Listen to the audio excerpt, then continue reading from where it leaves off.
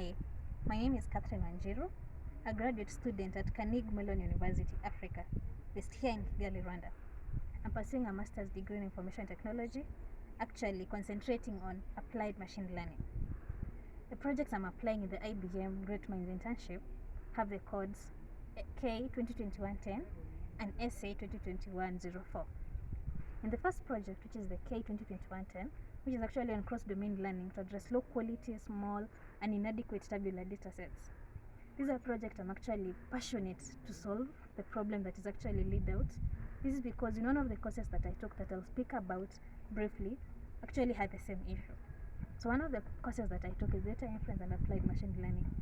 In this course, we actually got to start from the basics of statistical analysis of data to actually fitting, evaluating, and improving models that we had actually built, both theoretically and practically using Python and MATLAB. And for the second course that actually brought me to this project, to this problem that we're trying to solve, is the applications of machine learning in Africa. In this course, which was a seminar course, we got to read papers on how machine learning is currently being applied in Africa as a whole, and how pitfalls that the researchers are going through. And one of the pitfalls that we actually saw was the inadequate data sets. And this was among the many of the other issues that are there. So for this, and in the same course, I did a final project which was titled The Effect of COVID-19 on Teenage Pregnancies in Kenya. And while I was doing this project, actually encountered the same problem. The data sets I found are actually really diverse, and actually trying to bring them together to actually have a view of whether there's an effect or not was actually hard. And again, the data sets that actually needed the most, which was the ground truth data, was actually not even available.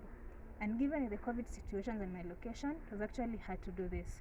And given that this problem, actually, I'd love to be involved in it, actually solve it for other researchers, so that when they come through, they don't have to go through all the hassle that I went through, and make it easier for them. And this will be easier in feature engineering and fitting the models and evaluating them.